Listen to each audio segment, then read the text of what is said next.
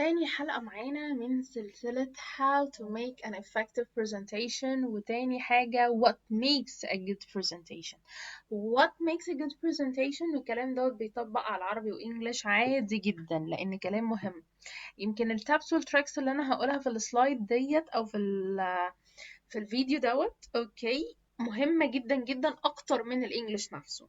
ليه؟ لأن هو بيأثر على اللغة بتاعتنا، هو بيأثر على اللانجوج نفسها. For example, a presentation and the presenter, the person give it, are usually judged by. بيحكموا الناس على أدائي بإيه؟ الناس بتشوفنا إزاي؟ أول حاجة the way the presentation is organized. هما بيشوفوا هو منظم ولا لأ. التنظيم بتاعه في إيه؟ The ideas and the visual aids such as pictures, charts and data designed to help people understand or remember particular information are clearly structured, easy to follow. بمعنى الصور التشارتس بتاعتي، الرسم البياني او البيانات بتاعتي، الديتا اللي انا مصممها او عاملها، الناس فاهماها ولا لا، الناس هتفتكرها ولا لا. اوكي، ده حاجة مهمة جدا جدا، هي واضحة للعين وواضحة الاستراكتشر بتاعها، التسلسل بتاعها سهل للناس تتابعه ولا لا. Number two, how the information is mixed with interesting examples and the stories. People want to hear how the presenter relates personally to the subject.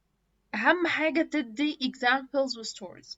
على سبيل المثال دايما هتسمع الانستراكتورز أو الشخص اللي بيحاضر أو اللي بيدي presentation يقول لك على سبيل المثال افرض معايا شفت القصة ده. طب أنا هحكي لكم قصة بالعربي انتوا بتسمعوها لأن ده بيدعم المعلومات بتاعتك. فوانت بتدي presentation in English دايما ذكرنا as a workshop أو كبرودكت مثلا launch a product أو كده، لازم انت بتدي أمثلة. اوكي، طب لو انت مثلا بتدي factual information رسمات بياني ومعرفش ايه وبتحلل data analysis والكلام ده كله، بتحلل data، هتدي أمثلة وهتقول أمثلة حصلت أو قصص حصلت في سنين سابقة. فالجملة دي مهمة جدا جدا، لازم تاخدها في الاعتبار. Number two, the way the presentation is delivered. إزاي اللي أنا أشرحها. أول حاجة to build a rapport. هنا دي اسمها الرابور مش رابورت، التي هنا silent. To build the rapport with the audience. audience معناها الناس اللي انت بتشرح لهم لازم تكون في تناسق، لازم اللي انت تكون فعال. members feel the presenter understands them، اللي انت تكون فاهمهم. اوكي، eye contact مهم جدا طبعا، اللي انت توزع النظرات بتاعتك. loud your voice enough، يعني you must have a loud you must loud your voice by the way. صوتك يكون واضح. في ناس للأسف بتتكلم ببطء أو بتتكلم بطريقة اللي هي الناس مش سامعاها، فمش هينفع.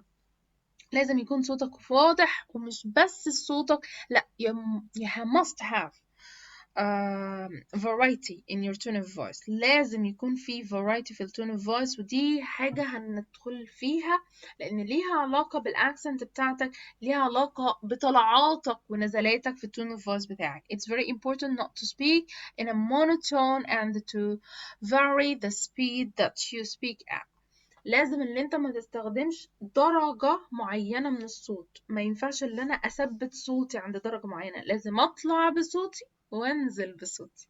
اوكي، ما ينفعش درجة الصوت تبقى ثابتة. ويمكن ناس كتير على فكرة بتقول ايه ده، انا نمت في البرزنتيشن بتاعه، انا نمت، انا سرحت. ده بسبب التون اوف فويس بتاعك. Number three, the way the presenter feels about the topic, the audience and himself, herself, whatever. مين كان البرزنتر. ودي تشمل confident and relaxed look.